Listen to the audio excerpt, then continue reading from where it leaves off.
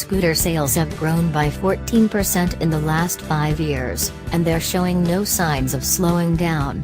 The 125cc class of scooters, however, contributes to just 9% of overall scooter sales.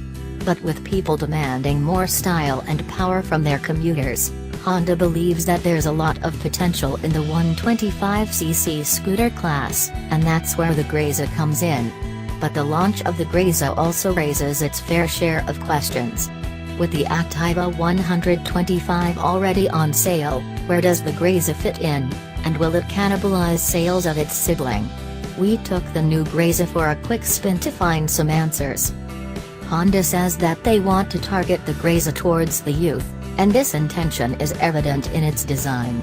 The sharp lines on the front fascia and the side panels make the Grazia look modern and sporty. The V-shaped headlight, the split grab rails and the exhaust are some of the design elements that really caught our attention. The taillight, however, doesn't look as chic as the front. The top-of-the-line Grazia that we rode also came fitted with the same 5-spoke alloy wheels as the Activa 125, although they're finished in black. As far as seating position and ergonomics are concerned, Honda has always managed to get it absolutely spot on, and the Grazia is no different.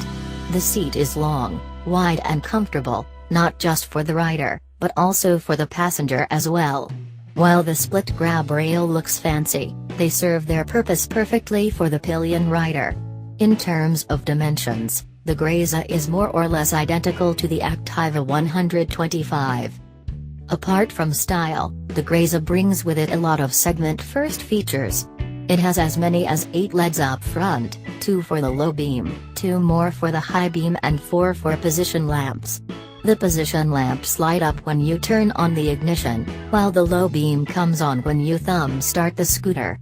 Our ride of the Grazia was during the day, so we can't quite judge the quality of the headlight, but with this kind of hardware, it promises to set a benchmark amongst all scooters. The Grazia also comes with all digital instrumentation, giving you readouts for speedometer, odometer, fuel gauge, time and tachometer. The instrumentation also has a 3-step eco-speed indicator that lights up based on your speed. It gets a tiny glove box that can accommodate your mobile phone and other bits. It doesn't have a lock though, which is a bit strange. And while the overall touch and feel is good, this panel feels flimsy, and of poor quality. In terms of storage, at 18 liters, the under-seat storage is as much as the Activa 125. Underneath the body panels, this new offering borrows the same engine from the Activa 125. At 8.52 bhp and 10.54 Nm, the output from the 124.9cc single-cylinder motor is identical too. The Grazia feels eager setting off from a standstill, but it only comes into its element after crossing the 15 km/h mark on the speedometer. And the motor is as smooth and calm as you'd expect from something that wears the Honda badge. Whether you're riding at city speeds, or at 80 km/h on the highway, the Grazia feels unstrained and impressively refined. The engine feels its strongest in its low to mid-range, with enough power on tap to address city traffic with the utmost ease. Now, just like the Activa 125, the Grazia 2 comes fitted with telescopic forks and 12-inch wheels at the front. The setup at the back is identical to the proven combination of spring-loaded hydraulic-type suspension and 10-inch wheels. While this setup manages to carpet most undulations on the road, there's no denying that it is a bit firm. Larger potholes certainly don't go unnoticed. But it's this firmness that gives it confident handling capabilities and makes it fun to ride. No, it isn't as much fun as the Navi, and definitely nothing like the Aprilia SR 150, but just the right amount to be easily uncovered from under its commuter skin. Honda launched the Grazia at a starting price of Rs 57,897.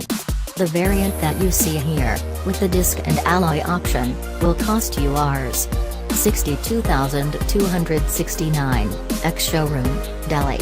As a product, The Grazia has a lot working in its favor, right from a long list of features, a refined motor, and, of course, Honda reliability. For all that it offers, it demands just Rs 400 more than the Activa 125, and this is where things get a bit tricky. Honda would like the Grazia to replicate what the Dio has achieved in the 110cc segment. But such a marginal difference between the two only amplifies the value for money proposition that the Grazia makes when compared with the Activa 125. All of this makes us wonder if the brand team put as much thought into positioning the Grazia as the product team did in developing it.